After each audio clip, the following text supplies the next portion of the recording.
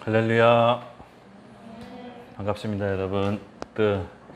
한 주 동안 잘 지내셨죠?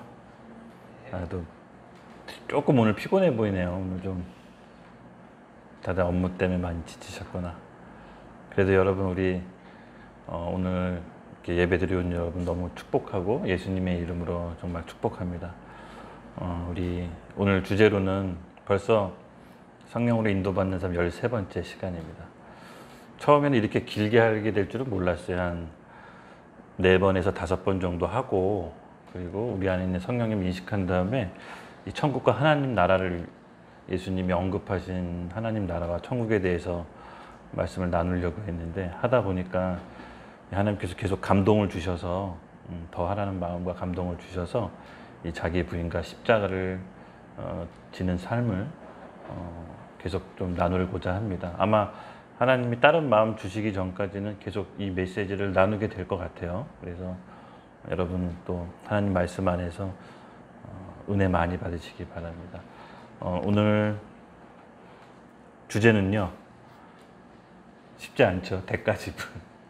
이 대가지불이라는 주제로 과연 우리는 예수님을 따르기 위해서 어떤 대가가 지불돼야 되는지 살펴보는 시간을 갖도록 하겠습니다. 말씀을 같이 읽을 텐데요. 누가복음 18장 18절에서 30절 말씀 조금 깁니다. 그래도 같이 함께 읽겠습니다. 시작. 어떤 관리가 물어 이르되 선한 선생님이여 내가 무엇을 하여야 영생을 얻으니이까? 예수께서 이르시되 내가 어찌하여 선하다고 걷느냐? 하나님 한 분 외에는 선한 이가 없느니라. 내가 계명을 안 하니 간음하지 말라, 살인하지 말라, 도둑질하지 말라, 거짓 증언하지 말라, 내 부모를 공경하라 하였느니라. 여짜오되 이는 내가 어려서부터 다 지켰나이다. 예수께서 이 말을 들으시고 이르되 내게 아직도 한 가지 부족한 것이 있으니 내게 있는 것을 다 팔아 가난한 자들에게 나눠주라. 그리하면 하늘에서 내게 보화가 있으리라. 그리고 와서 나를 따르라 하시니, 그 사람이 큰 부자이므로 이 말씀을 듣고 심히 근심하더라. 예수께서 그를 보시고 이르시되 재물이 있는 자는 하나님의 나라에 들어가기가 얼마나 어려운지, 낙타가 바늘귀로 들어가는 것이 부자가 하나님의 나라에 들어가는 것보다 쉬우리라 하시니, 듣는 자들이 이르되 그런즉 누가 구원을 얻을 수 있나이까? 이르시되 무릇 사람이 할 수 없는 것을 하나님은 하실 수 있느니라. 베드로가 여쭤보옵소서 우리가 우리의 것을 다 버리고 주를 따랐나이다.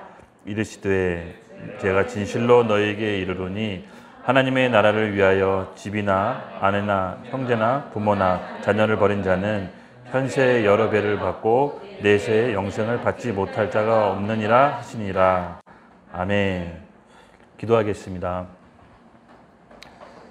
하나님 아버지, 오늘도 정말 우리 들을 귀와 볼 수 있는 눈을 열어주시고 하나님의 음성에 온전히 순종하며 나아갈 수 있도록 우리를 이끌어 주시옵소서.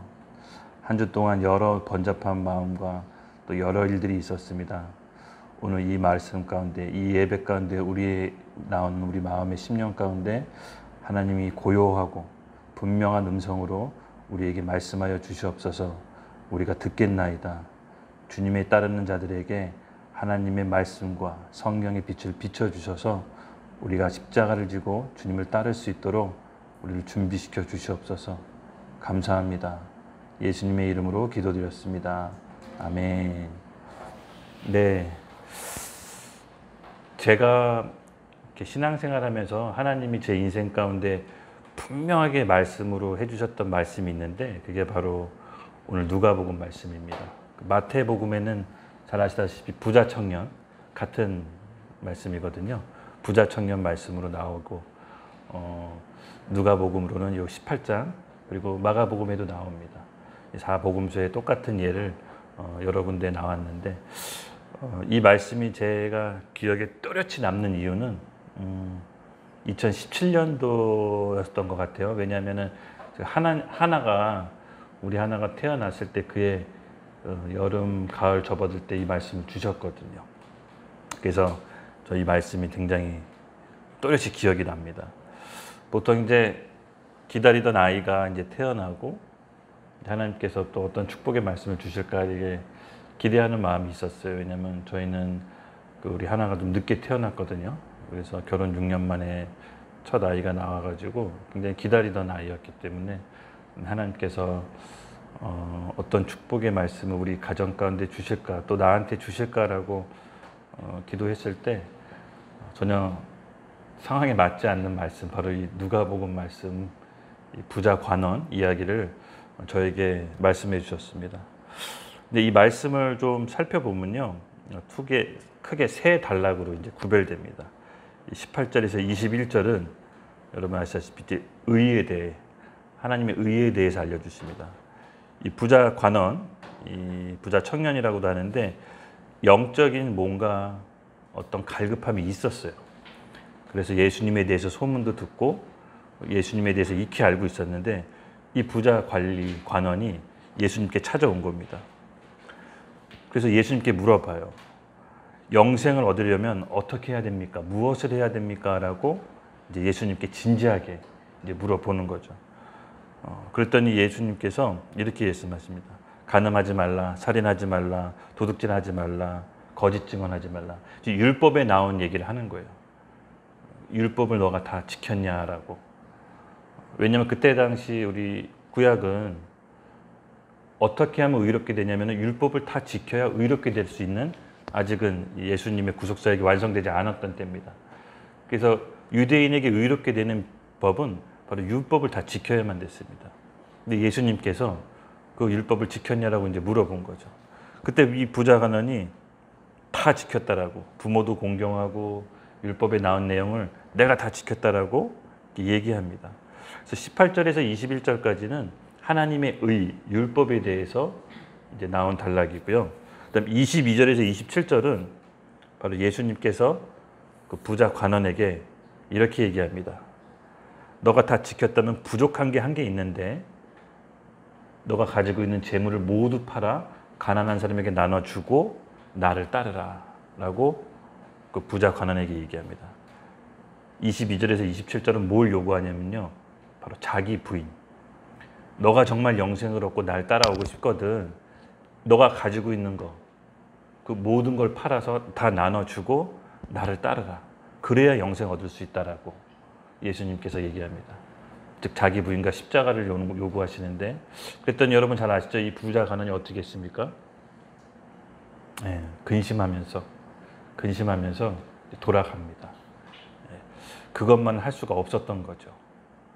근데 이때 여러분 잘 아시다시피 우리 또 충성스러운 베드로가 중간에 끼어들어가지고 약간 자기 의의를 좀 자랑하듯이, 주님 저는 다 부모 자식 다 버리고 따랐습니다 라고 이제 약간 자기를 어필합니다.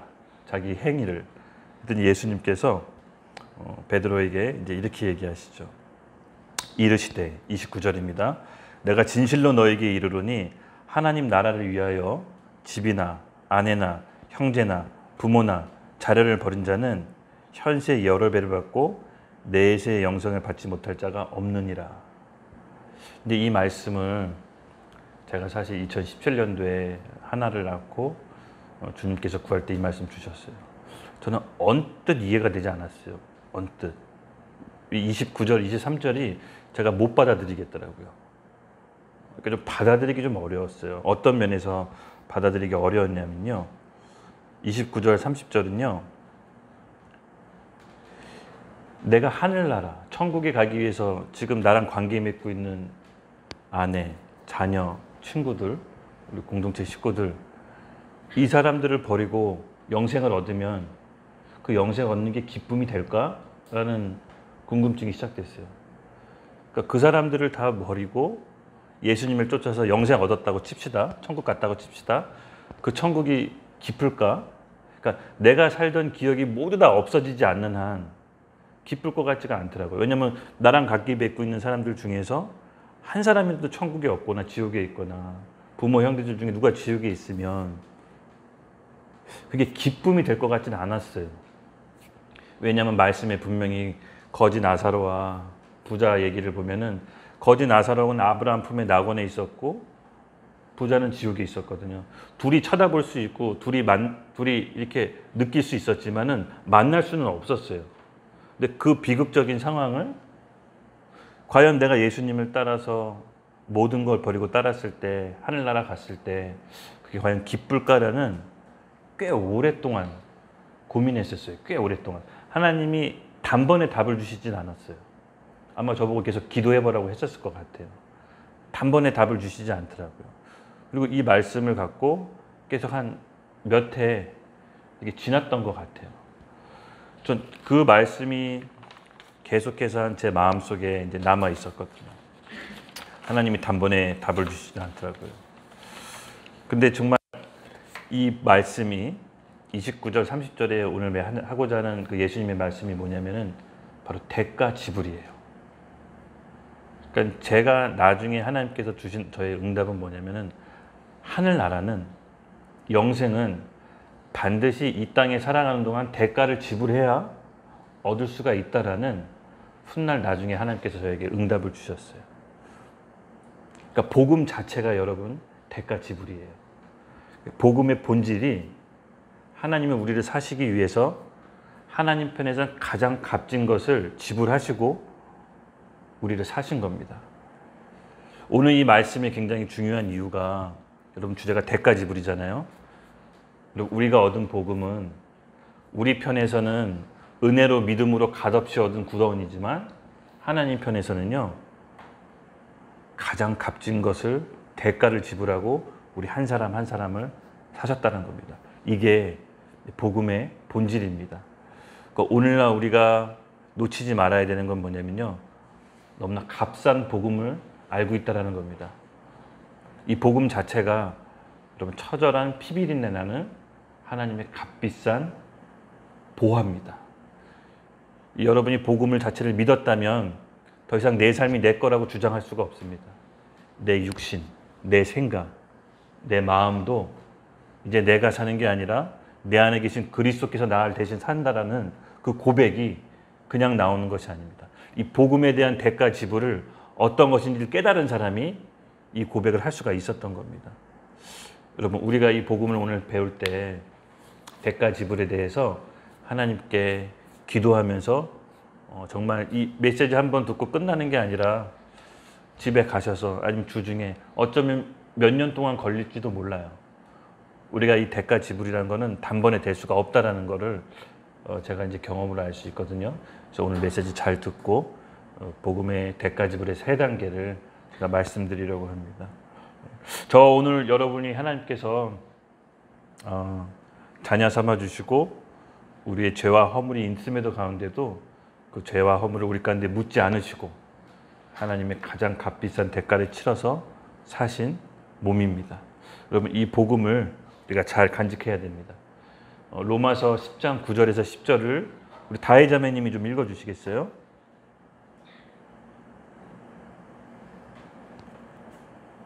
내가 만일 내 입으로 예수를 주로 시인하며 또 하나님께서 그를 죽은 자 가운데서 살리신 것을 내 마음에 믿으며 구원을 받으리라.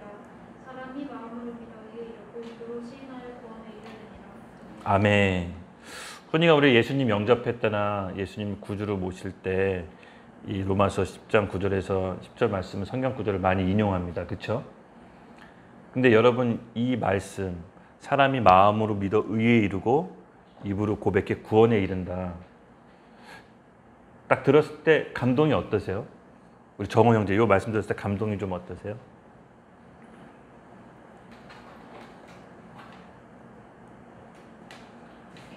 가볍게도 여길 때가 있는 것 같아요.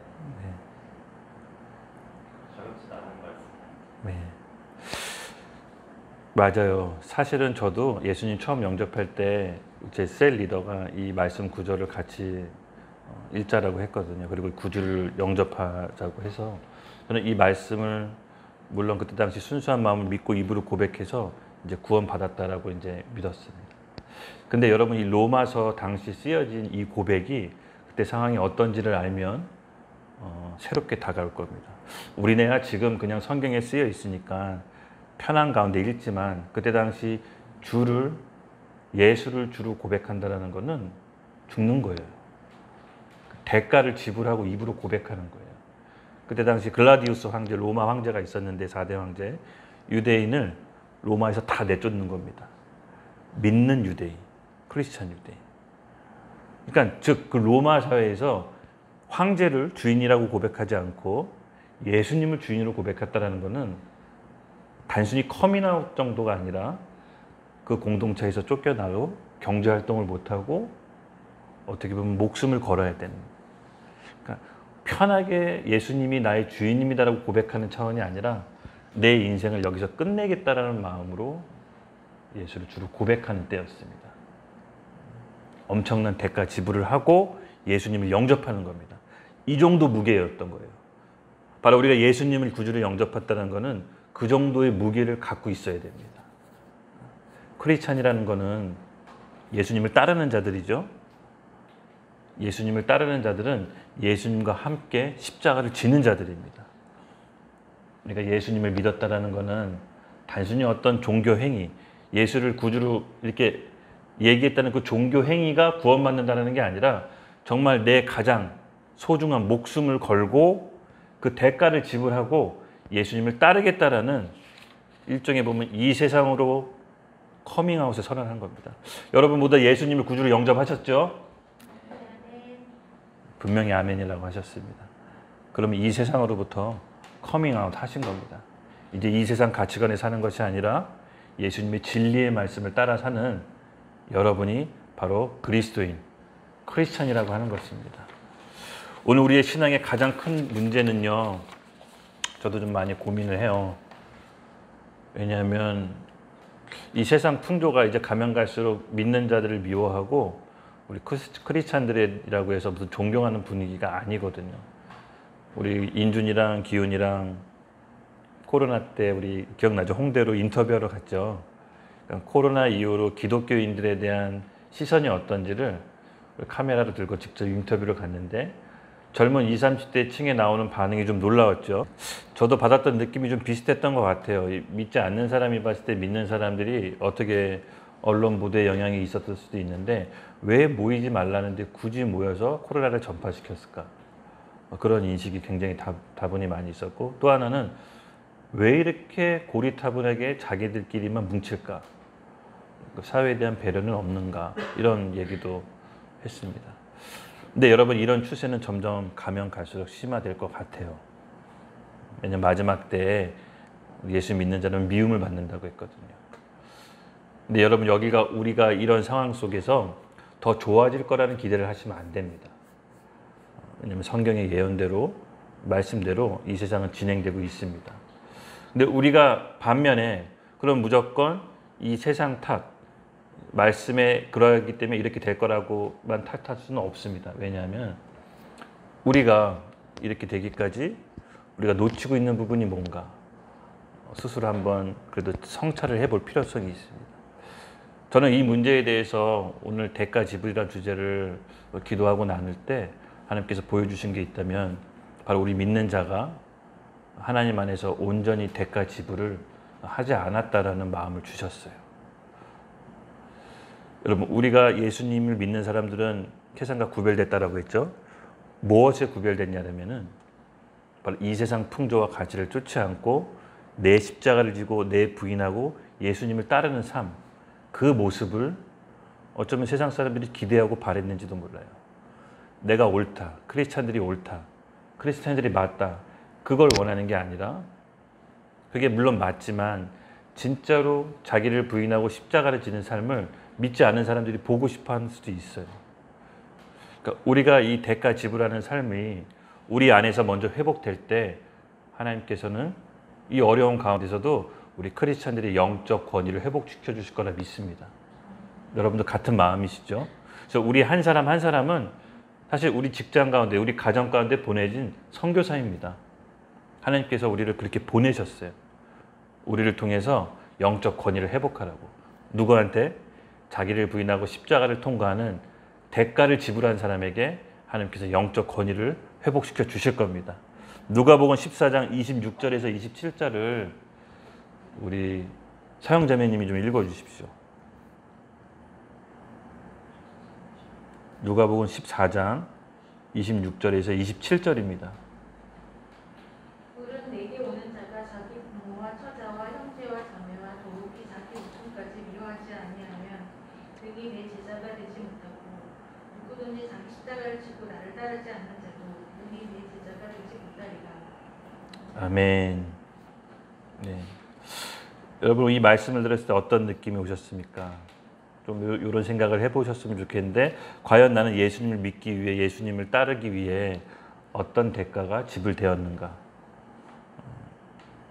한번 좀 고민해봤으면 좋겠습니다. 언뜻 이 질문에 딱히 떠오르는 게 없다면 아마 말씀을 관념적으로 혹은 지식으로만 머리로만 이해하고 있을 수가 있습니다. 내가 예수님을 따르기 위해 대가가 지불했던 거. 좀 그걸 구체적으로 살펴볼 텐데요. 여러분 예수님을 따르기 위해 대가가 지불했던 거. 쉽게 말해서 예수님 때문에 내가 좋아하는 걸 포기하는 걸 말하는 겁니다. 내가 주님의 음성을 듣고 주님의 길을 가는데 내가 포기한 게 있다면 그 사람은 대가를 지불한 겁니다. 어떤 거창한 대가를 지불하는 것을 하나님께서 원하시는 게 아니라 우리 믿음에 맞는 수준에 맞게끔 대가 지불을 하길 원하세요. 근데 중요한 포인트는 뭐냐면요. 우리가 원해야 돼요. 우리가 대가 지불하길 원해야 성령께서 도우세요. 그러니까 원치 않는데 성령께서 도우셔서 대가 지불하게 하지 않으세요. 철저하게 인격적이셔서 우리가 원하는 사람에게 예수님을 따르고 예수님이 원하기 때문에 내가 좋아하는 것들을 포기하는 사람에게 내 의지로 내 결단으로 할 수 없기 때문에 성령께서 도우세요. 그 길을 갈 수 있도록. 그 길을 가서 그 성령께서 도우심으로 우리가 대가를 지불했다. 그걸 하나님께서 카운트하세요. 그리고 천국에서 사야 될 집이 전 하나님께서 만든다라고 봅니다. 여러분 우리가 아마 있을 거예요. 또 기억이 안 날 수도 있는데 다 있을 겁니다. 아주 사소하고 작은 거지만 예수님 때문에 포기했던 게 있을 겁니다. 저는 그렇게 있다라고 믿습니다. 근데 여러분 우리가 이 대가 지불에 대해서 오늘 단순히 일회성으로 듣지 말고 집에 가서 곰곰이 생각하십시오. 왜냐하면 우리의 영혼이 달린 문제예요. 분명히 예수님께서는 예수님을 따르는 자들에게는 이 대가 지불을 요구하세요. 왜냐하면 그것이 복음의 본질이기 때문에 하나님께서 우리를 사시려고 가장 소중한 외아들을 십자가에 못 박아 처리하셨기 때문에 이 사실을 안 우리에게는 이 대가 지불이 요구돼요. 자녀이기 때문에. 여러분 이것을 우리가 잊지 말아야 됩니다. 대가 지불의 첫 번째 단계를 여러분에게 말씀드릴 텐데요. 첫 번째 단계는 뭐냐? 예수님을 따르기 위해서 대가 지불하기 위해서 먼저 기도해야 됩니다. 기도해야 됩니다. 기도할 때 성령께서 도우세요. 성령께서 도우셔야 대가 지불을 할 수 있도록 우리에게 힘을 주십니다. 만약에 성령의 도우심 없이 그냥 내 혼으로 내 자아로 여러분 대가 지불할 수 있어요. 어떤 충성심으로 사람이 어떤 자기 의로 남들이 보기에 그럴듯한 모습으로 희생하는 경우 많이 있습니다. 근데 이런 대가 지불은요 반드시 그에 상응하는 요구 조건을 다른 사람에게 요구합니다. 그러니까 하나님 편에서 받은 이 대가 지불은 그것이 우리가 성령께서 도우심으로 은혜로 할 수 있지만 내 의로 내 자아로 한 대가 지불은요 반드시 상대방에도 그에 상응하는 대가를 요구하게 돼 있어요. 이 포인트를 잊지 마셔야 됩니다. 여러분 가운데 내가 정심으로 진심으로 예수님을 따르고자 한다면 성령께서 우리를 도와주십니다. 먼저 기도하세요. 기도하면 무엇이 대가를 지불해야 되는지 떠오르게 해주십니다. 신앙생활 하다 보면은 영적인 큰 은혜 경험하신 적 있죠? 영적인 체험 같은 거, 회개의 영이라든지 어떤 영적인 신비한 것들을 경험하실 수가 있습니다. 근데 그런 영적인 큰 은혜를 받고 그런 경험 있죠. 종종 하나님께 오바해서 서원하는 경우. 그때 당시는 진심이었는데 조금 지나고 나니까 왜 그랬을까? 이거 하나님께서 들으시면 안 되는데 이런 경험들 있지 않으세요? 저 있습니다. 저렇게 했다가 이 기도 들으시면 어떡하지? 근데 아까 서두에도 얘기했죠, 여러분. 우리가 감당할 수 있을 정도로 하나님께서 대가를 원하시는 거지. 우리가 그릇이 안 되는데 그 대가로 막 내몰지 않으십니다. 중요한 건 뭐냐면은 내가 대가 지불하고 싶냐 이랍니다. 그럴 마음이 있느냐. 아주 사소한 거지만 내가 주님 때문에 내가 좋아하는 거를 포기하고 싶은 마음이 있느냐입니다. 그 마음이 있을 때 성령께서 우리 그 마음을 듣고 도와주시는 거예요. 중요한 건 대가 지불하고 싶은 마음이 여러분에게 있는지 한번 물어보세요. 하나님은 정확하셔서요. 우리 기도의 마음의 중심을 다 아세요. 우리가 기도할 때 이게 진짜 마음이 있는지 없는지 다 아세요. 그래서 이게 너무 재밌으신 분이에요. 기도를 하더라도 제 경험상 얘 순간적으로 삘 받아서 그냥 오바해서 하면 그냥 귀엽게 봐주시지 실제로 그 기도 안 받으시는 것 같아요. 진짜로 은혜 성령 충만해서 선교사 가겠다라고 해서 안 가르친 분들도 굉장히 많습니다. 그때 당시엔 진심이에요. 근데 아직 준비가 안 된 거죠. 근데 또 그 기도를 없애버리시느냐? 그게 아니에요. 받으셨다가 그릇이 준비되면 그 기도를 훗날 응답하세요. 그러므로 우리가 대가 지불해야겠다 그래서 너무 막 비장한 각오 그렇게 할 필요 없습니다. 단지 내가 아까도 얘기했지만 예수님 때문에 내 좋아하는 걸 포기할 수 있느냐 그 마음의 중심을 물어보시는 거예요. 그게 있다면 기도하셔야 돼. 적어도 기도를 하고 계셔야 돼. 무슨 말인지 아셨죠? 그러면 하나님께서는 분명히 이 기도에 응답해 주시고 성령께서는 우리를 도우십니다. 성령께서는 도우십니다. 바로 이 부분인데 조금 예를 들어 볼게요. 그냥 제가 하는 얘기는 여러분 우리 집에서 나오는 제 그냥 경험담입니다. 그렇게 아시면 돼요. 쉽게 얘기해서 대가 지불이 뭐냐? 내가 기도하러 갔는데 스마트폰에서 뭐 하나 SNS 하나 보고 싶어. 그리고 유튜브도 좀 보고 싶어. 기도하러 갔는데 유튜브를 봤어요. 근데 보다 보니까 재밌어서 좀 끊어지지가 않아. 그래서 아예 보던 거 계속 보자 라고 하면은 여러분 이 부분을 놓고 기도하라는 거예요. 대가 지불은. 그러니까 내가 기도하러 갔는데 유튜브를 보고 싶어. 근데 이게 잘 끊어지지가 않아. 뭔가 이 인터넷상에서 뭔가 또 소설책을 보고 싶어. 끊어지지 않아. 이 부분을 놓고 기도하라는 거예요. 성령께. 지금 제가 기도하고 싶은데 기도하러만 가면 스마트폰을 봅니다. 성령님 도와주세요. 이걸 해결해 주세요. 이 부분을 놓고 기도하면 내가 예수님 때문에 그 대가 지불하고 싶은 거잖아요. 아주 사소한 거지만 성령께서는 도와주신다는 거죠. 저한테 며칠 전에 이런 경험이 있었어요. 제가 기도하다 하나님께서 주신 감동이 있었는데 하루 3번 기도해. 주님 제가 다니엘처럼 이 시대에 살고 싶다 그랬더니 하나님께서 장난삼아 저한테 이렇게 얘기하시는 것 같아요. 정말 다니엘처럼 살고 싶어? 네 그랬더니 하루 3번씩 기도해. 다니엘처럼 살고 싶다 그래가지고 그냥 알겠습니다. 몇 분 기도하란 말 안 했으니까 짧게라도 하루 3번 기도하겠다라고 난데없이 뜬금없이 저번 주에 헌신하게 됐어요. 괜히 혼자 기도하다가. 그리고 이제 기도하려고 이제 하루 3번 약속된 시간 제가 기도하는 공간이 있거든요. 그래서 딱 기도하러 갔는데 졸립더라고. 졸렸어요. 그래서 그냥 자자라고 했어요. 잠깐 잤다가 일어나서 기도하자 그랬는데 몸이 이게 안 일어나더라고. 그래서 그냥 잤어요. 근데 이게 좀 기도한 게 있잖아요. 서운한 게. 이게 생각하더라고요. 그래서 제가 이 부분을 좀 기도했어요. 하나님 제가 다니엘처럼 하루 3번 기도하고 싶은데 제가 잠을 너무 좋아하는데 좀 잠을 이기게 해주세요라고 이 부분을 놓고 성령께 도우심을 구해서 기도했습니다. 근데 저번 주 목요일 날 응답이 왔어요. 저번 주 우리 수요 예배 드리고 이렇게 야식 먹고 좀 이렇게 뭐 하다가 1시에 잤거든요.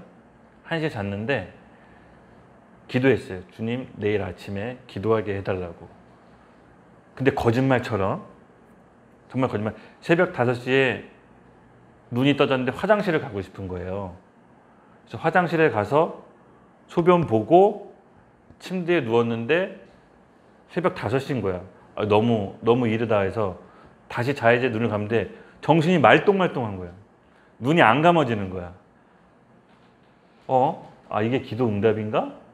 라고 생각을 했어요. 이게 기도 응답인가? 그래서 기도하려고 하는데 그래도 조금 이르다. 1시간만 자고 6시에도 충분히 늦지 않다라고 생각했어요. 그래서 침대에 잠깐 누웠어요.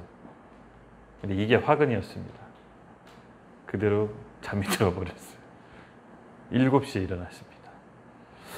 그래서 우리가 뭐냐면요. 대가 지불이라는 거는 내가 하나님 앞에 좋아하는 것들을 포기하는데 아주 사소한 거, 내 일상생활의 것들, 아주 작은 것부터 대가 지불하는 연습을 하셔야 돼요. 그럴 때 하나님께서 우리 기도를 듣고 도와주시는 거예요. 성령께서. 그리고 나서 아침은 포기했지만 하루 3번이었기 때문에 점심, 저녁은 성공하자는 마음으로 기도를 했어요. 근데 너무나 감사하게 하나님이 기도를 들어주셨는지 점심, 저녁 때는 정해진 시간에 기도를 할 수 있었습니다. 그리고 다음날 아침 금요일에도 기도를 할 수가 있었습니다. 그래서 우리가 정말로 대가 지불하고 싶은 게 있다면 여러분 괜찮습니다. 하나님이 처음부터 거창한 걸 요구하지 않으세요. 아주 사소한 것부터 내가 하나님을 좋아해서 예수님이 이걸 원하신다면, 예수님이 이걸 하기를 원하신다면 그 음성을 듣고 내 좋아하는 걸 포기하십시오. 그게 대가 지불입니다. 그렇게 한 단계 나아갔을 때 여러분 성령 충만함을 경험하실 겁니다. 대가 지불했을 때 성령께서 은혜 주시는 걸 느낄 수 있을 거예요. 은혜를 주세요. 그리고 그것을 하나하나씩 이길 수 있도록 성령의 충만함을 더해 주십니다. 처음엔 스마트폰이지만 두 번째 잠, 또 다른 게 여러 가지 있을 겁니다. 우리가 하나하나 생각나는 대로 리스크를 한번 적어 보십시오. 분명히 하나님께 드리는 그 대가 지불은 하나님께서 너무 기뻐하실 겁니다. 너무 좋아하실 겁니다. 우리는 사실 우리 좋아하는 게 너무 많아요. 여러분 이 리스트 적다 보면요. 내가 무엇을 대가 지불해야 될까 사소한 걸 적다 보면은 금방 아실 수 있을 겁니다. 내가 좋아하는 게 너무 많다라는 거. 예수님보다.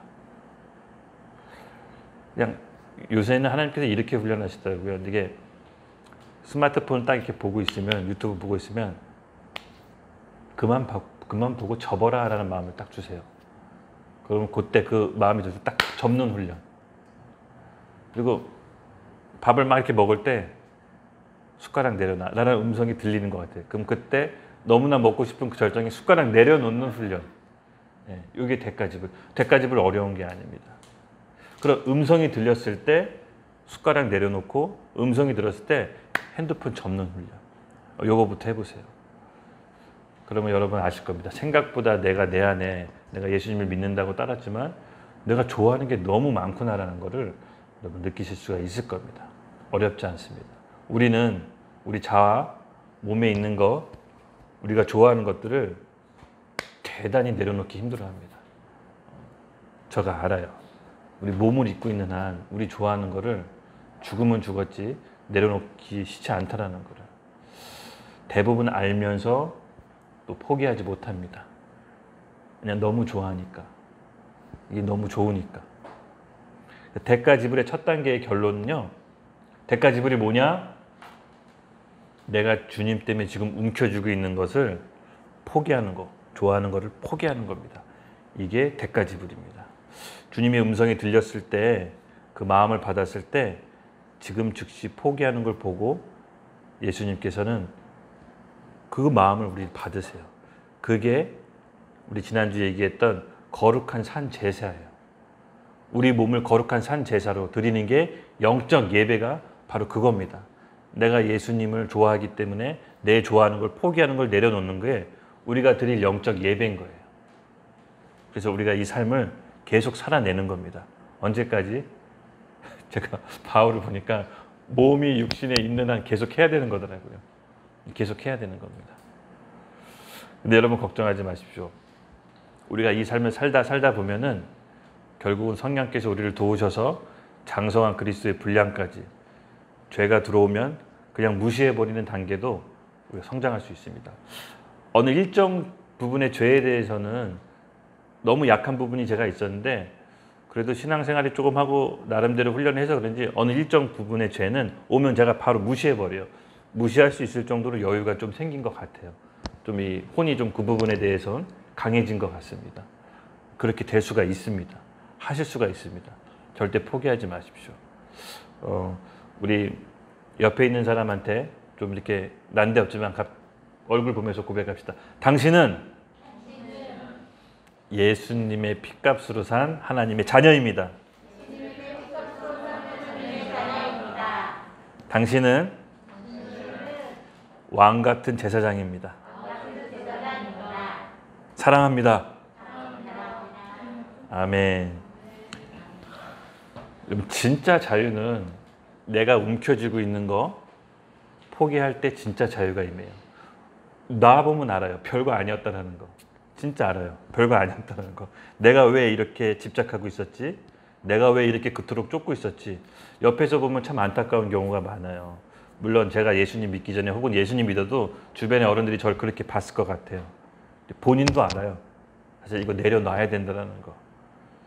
근데 포기하지 못하는 이유가 여러 가지 있습니다. 뭐 아직 죽지 않은 내 자아, 혹은 사람들한테 했던 내 말들, 또 내 안에 있는 고집들, 여러 가지 또 이유에 있어서 내가 그 좋아하는 것들 내려놓지 못하는 경우가 있는데, 여러분 근데 그 가장 뿌리는 제가 기도하다 하나님께 받은 건데 내 욕망이라고 하더라고요. 내 욕심. 내 욕심이 그렇게 나를 고집스럽게 만들고 그렇게 다른 사람의 귀를 안 들리게 하고, 여러분 그 욕심이 결국은 죄를 낳고 그 죄가 사망을 낳게 됩니다. 여러분 분명히 대가 지불은 하나님께서 왜 우리를 요구하시냐? 우리 살리려고. 그 욕심이 자라나서 죄가 되고 그 죄가 장성해서 사망에 이르게 됩니다. 잊지 마십시오. 우리가 이 땅에 살아가는 동안 크고 작은 대가 지불을 지금부터 연습하셔야 됩니다. 지금부터. 어려운 때가 오면, 정말 기도하기 힘든 때가 오면은 할 수가 없어요. 살아남기 급급하기 때문에. 근데 지금 이렇게 평온할 때, 성령의 음성을 주실 때, 기도할 수 있을 때 대가 지불을 해야 됩니다. 저는 이게 신앙생활에 있어서 너무나 중요하다고 봐요. 이 어느 정도 첫 번째 대가 지불의 훈련이 연습되면 이제 두 번째 단계로 성령께서 우리를 인도하십니다. 그거는 뭐냐면요, 진짜 하나님의 사랑을 회복시켜 주세요. 이 대가 지불은요, 하나님의 사랑을 정확히 알 때 할 수가 있는 겁니다. 그러니까 처음에 제가 얘기했지만 내 의지대로, 내 혼대로, 내 결심으로 이렇게 대가 지불하는 게 아닙니다. 왜냐하면 그렇게 하는 대가 지불은 반드시 상대방에게도 그만한 대가를 또 원하게 돼요. 근데 예수님의 사랑을 회복할 때 이 대가 지불은 자발적이며 대가 지불을 할수록 성령께서 은혜를 더해 주세요. 더 크게 할 수 있도록, 더 크게 할 수 있도록. 사실 이 대가 지불의 원리는 작은 것부터 점점 큰 강도로 가는 거지, 대가 지불할 마음도 없는데 대가 지불 해라고 우리 내몰지 않으세요. 은혜 가운데 자발적으로 우리에게 힘을 주셔서 감사함으로 조금씩 해내게 돼 있습니다. 믿으시죠? 그 두 번째 단계는 하나님에 대한 사랑을 회복하는 겁니다. 하나님은 우리를 사랑하시고 우리를 얻기 위해 십자가에서 그 사랑을 증명하셨습니다. 증명하셨어요. 가장 자신의 선하고 하나밖에 없는 독생자 외아들을 우리에게 내어주시고 우리에게 새로운 생명을 주셨습니다. 여러분, 남의 자식 살리려고 하나님이 자기 자식 죽인 거예요. 저보고 누군가가 다른 우리 하나 같은 나이의 어린애를 살리기 위해서 우리 하나의 목숨을 내놔라 그러면 못할 것 같아요. 절대 할 수가 없어요. 아무리 사랑이 많아도 그건 할 수 없는 것 같아요. 근데 하나님은 하셨다라는 거죠. 그만큼 우리 값어치는 예수님의 값어치예요. 이 우리 존귀한 이 값어치, 우리 너무나 귀한 우리 삶, 70억 명 인구 중에 여러분 한 사람, 여러분 한 명뿐입니다. 비슷한 사람이, 비슷하게 생긴 사람이 있을 수 있겠지만 독보적으로 우리 하나하나 하나님이 너무나 개성적이고 너무나 아름답고 완벽하게 창조하신 거예요. 그러면 우리는 누구도 대체할 수 없는 사람입니다. 왜냐하면 하나님이 대가를 치르고 얻어냈기 때문에 아무도 우리를 대체할 수 없습니다. 이런 존귀한 우리가 마귀에게 속아 우리의 몸과 원하는 대로, 우리 욕망대로 계속 그렇게 종노릇하면서 속고 삽니다. 여러분 마음속에 성공을 얻고 싶으세요? 성공에 매여 종노릇하고 있는 겁니다. 돈을 얻고 싶다면 그 돈에 매여 종노릇하고 있는 거예요. 사실은 그렇게 종노릇하고 있는 거예요. 예수님이 오신 것은 한평생 매여 종노릇한 우리를 해방시켜 주시러 오신 거예요. 예수님의 보혈로 대가 지불한 사람만이 예수님께서 그 보혈로 우리를 건져내신 겁니다. 이게 복음의 본질이자 핵심이고 우리가 회복해야 될 신앙입니다. 대가 지불. 자신의 가장 고귀하고 자신의 가장 소중한 외아들을 희생시키면서까지 우리를 구원하고 싶은 그 사랑이 십자가에서 증명이 되신 겁니다. 그러므로 우리 그 십자가를 보면서 하나님의 공유와 사랑을 느낄 수가 있습니다. 2027년 제가 아까 하나를 낳고 이 말씀을 하나님께서 주셨다 그랬잖아요. 2017년 제 상황이 어땠냐면요. 처음으로 우리가 우리 집, 내 집을 장만했을 때였습니다. 그리고 첫 아기도 이제 생겼고요. 월세 살고 이렇게 전세 살다가 작은 집이니까 집을 얻으니까 그래도 마음이 좋더라고요. 아기도 생기고. 그래서 서영자매가 그 집을 막 리모델링 새 집처럼 했었거든요. 그때 되게 행복했던 것 같아요. 작지만 마음적으로 하나님께서 큰 삶의 행복을 우리에게 주셨습니다. 근데 조금 그때 애가 처음 낳고 이렇게 막 그때 사역도 하고 일도 하고 막 여러 가지로 좀 스트레스가 좀 심했던 것 같은데 우리 서영자매랑 집에서 크게 심하게 한번 또 싸웠던 적이 있습니다. 또 괜히 또 그때 얘기하면 또 그때 감정이 또 올라올 수 있을까 봐 하는데 예. 그때 내 기억으로 서로 대판 싸우고 저도 다 그만둬라고 얘기하고 서영자매 애기 업고 나가고 막 이런 거의 지금 뭐 완전 파장 나는 분위기고 진짜 다 그만둘 생각으로 이럴 거면 다 그만두자라고 하고 이렇게 이제 선언을 하고 말았어요. 그리고 나서 이제 서영자매 애기 업고 가니까 집에 혼자 난장판 된 집, 얼부러진 전쟁터 같은 집을 보고 교회로 갔어요. 그나마 일만의 양심이 있어서 그런지 교회로 갔어요. 이제 교회로 가서 십자가 앞에 그때도 저런 조그만 십자가였어요, 교회. 그래서 십자가 앞에 이제 해서 기도하는데 제가 이제 딱 제가 한마디 생각나더라고요. 다 그만두라고 했던 그 말이. 이제 마음을 간신히 추스리고 이렇게 멀끔히 이제 바라보고 있는데 그 십자가에서 예수님이 이렇게 딱 피 흘리면서 매달리고 있는 이미지를 저한테 딱 보여주시면서 저한테 말씀하셨어요. 너 정말 다 그만둘 거야? 이런 마음을 주시더라고요. 너 정말 다 그만둘 거냐고.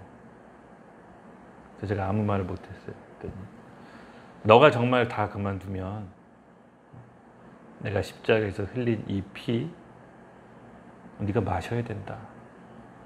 내가 받았던 그 징벌 감당할 수 있겠냐라는 마음을 딱 주셨어요. 사실 진심은 아니었죠. 사람이 이제 화가 나니까 한번 그렇게 얘기한 건데 실수라도 잘못된 말이라도 홧김이라도 그런 말을 하지 말라는 마음을 강하게 주시더라고요. 정말 무섭게. 다시는 실수라도 홧김이라도 지나가는 말이라도 스쳐서라도 너가 그만둔다고 하면 나도 네 인생에 그만두겠다 라는 마음을 저한테 강하게 주셨어요. 근데 제가 그 마음을 딱 받고 하나님께 그래도 좀 엎드려서 좀 회개를 해야겠다는 마음이 좀 들었어요. 그래서 이제 무릎을 꿇고 이렇게 좀 다 치워놓고 무릎을 꿇고 지금 제가 했던 이 말을 지금 들으지 마시고 제가 다시 하나님께서 은혜 주셔서 저를 회복시켜 달라고 그렇게 이제 계속 기도를 했는데 제가 그렇게 기도를 한 가운데 제 안에 딱 들었던 생각이 제가 어릴 적에 그리고 제가 군대에 있을 때 그리고 제가 믿지 않고 방황할 때 죄 가운데 허우적될 때 막 이렇게 하여튼 안 좋은 일을 하고 막 이렇게 애들하고 어울려서 막 죄 가운데 허우적대는 모습을 보여주더라고요. 그때도 내가 너를 지키고 있었고 너가 방황하고 힘들 때도 내가 지키고 있었고 너가 위험한 훈련을 받을 때에도 내가 주변에 믿는 의인들을 너한테 보내서 내가 너한테 이렇게 지금까지 은혜를 줘서 왔다 라는 마음을 주마등처럼 이렇게 쫙 십자가 앞에서 보여주시더라고요. 십자가 앞에서 딱 보여주시더라고요.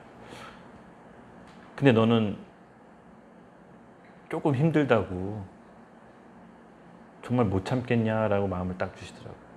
나는 이 고통을 너를 위해 참았는데 너가 네 아내 때문에 혹은 네가 못마땅해서 힘들다라고 얘기하면 나도 너한테 그만둘 수밖에 없다라고 하나님께서 딱 저한테 이렇게 마음을 주시더라고요. 제가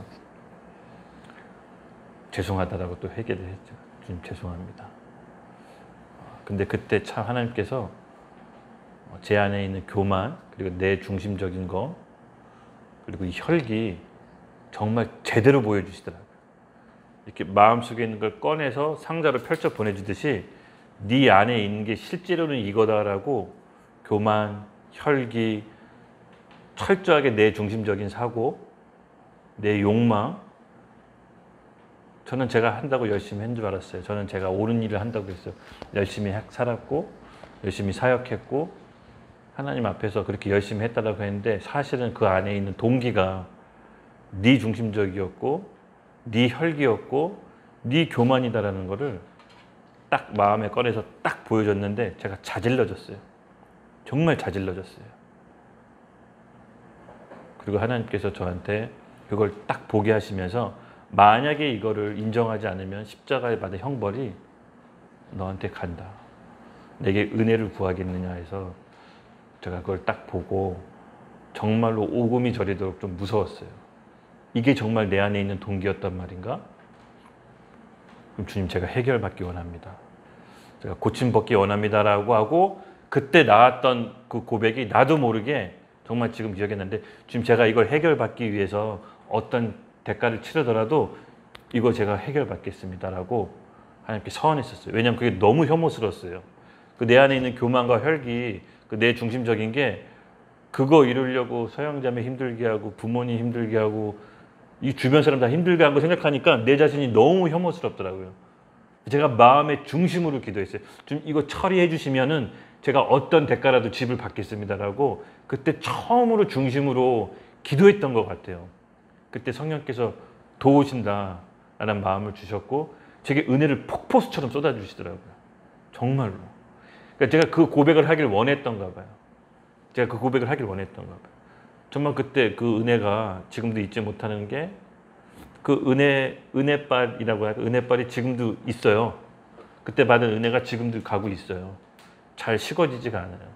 그때 제가 십자가 앞에서 중심으로 했던 그 기도를 하나님께서 받으시고 그 기도 때문에 그런지 여러 상황 가운데 고난을 주시더라고요. 근데 제가 알았어요.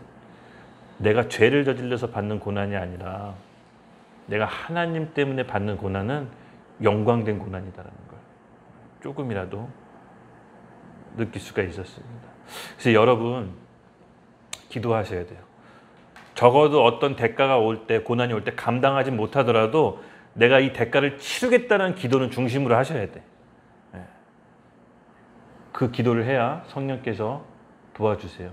제가 그때 그 교회에서 내 안에 있는 교만 이런 거 하나님께서 보여주고 정말 자질러졌어요. 내가 내 스스로 너무 혐오스러워서. 사실 그게 들춰내고 보여줬을 때 정말 감사했어요. 그거 몰랐으면 너무 끔찍해. 지금 생각하면 내가 너무 끔찍해. 그거 몰랐으면. 그 상태로 계속 살았을 거 아니에요. 스스로 의인이고. 그렇죠? 스스로 옳다고 생각하는데 계속 사람들을 죽이고 다녔을 거 생각하니까 너무 혐오스럽더라고요. 정말 하나님의 은혜였습니다. 초자연적인 하나님의 은혜였습니다. 처음으로 제 자신에 대해서 심각하게 십자가 앞에서 나를 죽이고 싶다라는 마음이 심각하게 그때 들었었고 그때 하나님께 제 중심으로 드렸던 기도를 받아주셔서 하나님께서 저에게 은혜를 정말 감사하게 저한테 폭포수처럼 이제 부어주셨어요. 그때 그 느낌을 아직도 잊을 수가 없어요. 그게 너무 좋았어요. 너무 좋더라고요. 그 은혜가. 여러분에도 그런 은혜가 오늘 임하기를 예수님의 이름으로 축복합니다. 우리 하나님께서 도움을 구하시는 자들에겐 반드시 크고 작은 대가를 치르게 하시고 성령께서 도우시고 그걸 이루어 가도록 우리를 이끌어 주십니다. 그렇게 살고 싶지 않으세요? 사실은 우리를 붙잡고 억눌리고 있던 올가매고 있던 것들이 사슬이 하나 둘씩 풀어지는 걸 경험하게 될 겁니다. 대가를 지불할 때마다 크고 작은 사슬들이 끊어지고 자유함을 누리게 될 겁니다.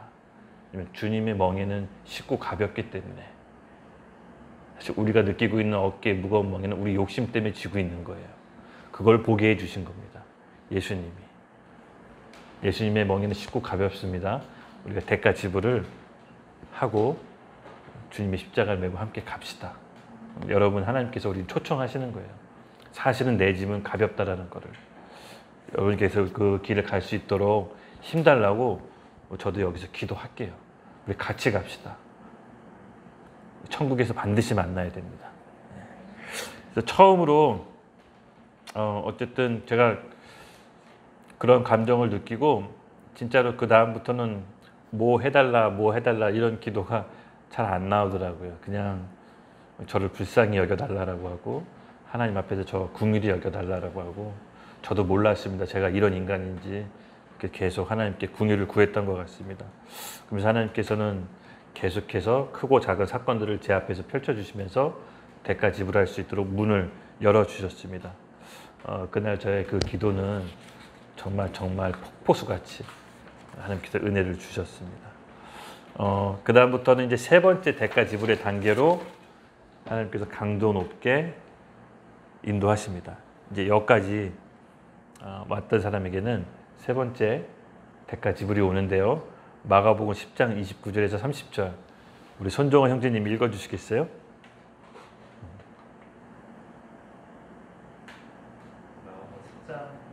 29절에서 30절입니다.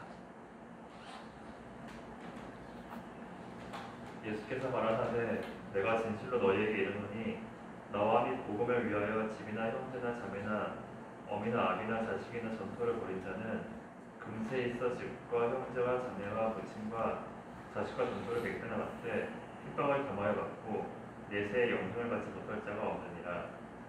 아멘. 네.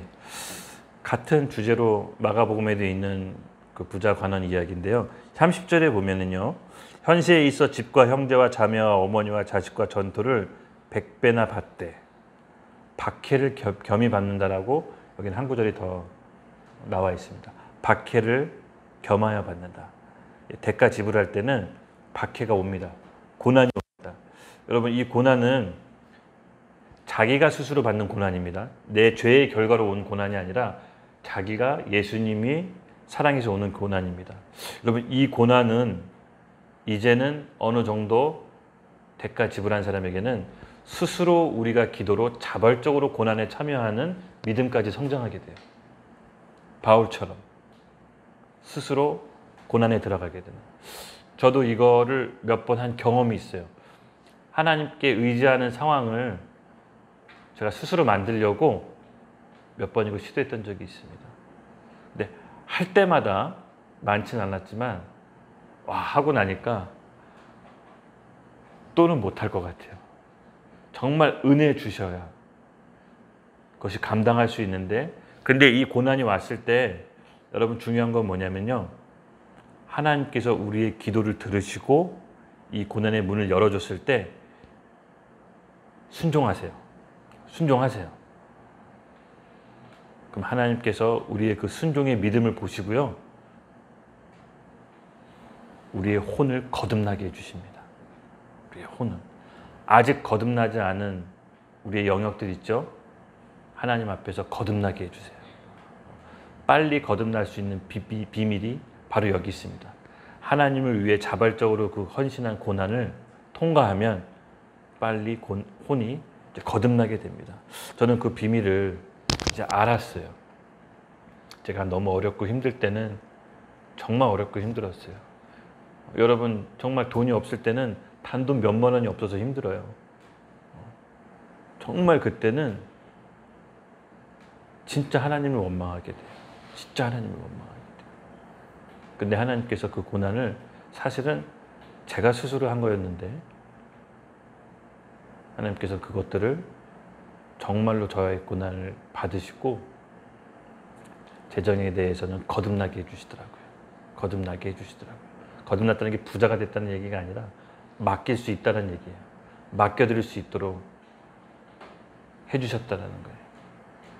그러니까 여러분 우리가 우리 스스로 자발적에 있는 고난까지 갈 수 있도록 우리 매일매일 그러니까 사소한 거 있죠. 사소한 대가지불을 반드시 거치고 통과한 사람이 그것이 갈 수 있는 거지 갑자기 내 어떤 결심으로 내 혈기로 할 수 있는 게 아닙니다. 그래서 이 고난을 통과한 우리들에게 여러분 사실 마지막 시대에 있는 환난 성경에 보면 마지막 환난은 이 크고 작은 대가지불을 한 사람들이 그 환난을 통과해서 예수님과 함께 새 예루살렘에서 왕과 제사장으로 다스릴 수 있도록 초청하시는 거예요. 그냥 여기서 환난 안 당하려고 피해 다녀서 도망친 사람들이 예수님이 다시 오시는 그 하늘나라에 들어가는 게 아니라 십자가의 고난과 대가지불을 한 사람들이 예수님과 함께 천국에 들어가게 되는 거예요. 이것을 잊지 마셔야 됩니다. 그래서 대가지불이 올 때 여러분 피하지 마세요. 그걸 통과할 수 있도록 먼저 기도하십시오. 그리고 성령께 도움을 구하면 할 수 있도록 이렇게 힘을 주십니다. 가장 중요한 것은 예수님의 사랑을 다시 회복하는 겁니다. 우리 지금 같이 기도할 때 먼저 우리 대가지불에 대한 믿음을 허락할 수 있도록 하나님에 대한 첫사랑을 회복하게 해달라고. 제가 받았던 이 감동은 뭐냐면요. 이 메시지 준비하면서 아직 우리 가운데 하나님의 사랑이 좀 첫사랑을 잃어버렸거나 지금 사랑이 좀 죽은 사람이 있다면 그 회복을 위해 기도하라는 마음을 주셨어요. 왜냐하면 그 대가지불은 결국 예수님을 사랑하는 만큼 비례해서 할 수가 있는 겁니다. 그렇죠? 아멘이시죠? 네, 우리 같이 하나님의 사랑을 구합시다. 결국은 그거예요. 내 의지로 할 수 있는 것이 아닙니다. 내가 하나님을 사랑하고 내가 하나님을 사모하고 그 십자가의 복음의 진실을 내가 깨달을 때 하나님을 향한 대가지불을 할 수 있는 거지 우리 혈기로 할 수 있는 것이 아닙니다. 우리 같이 주여 크게 한번 외칠 때 우리 안에 사랑이 회복시켜달라고 십자가의 본질인 예수 그리스도의 사랑이 회복시켜달라고 같이 함께 주여 크게 외치고 기도하겠습니다. 주여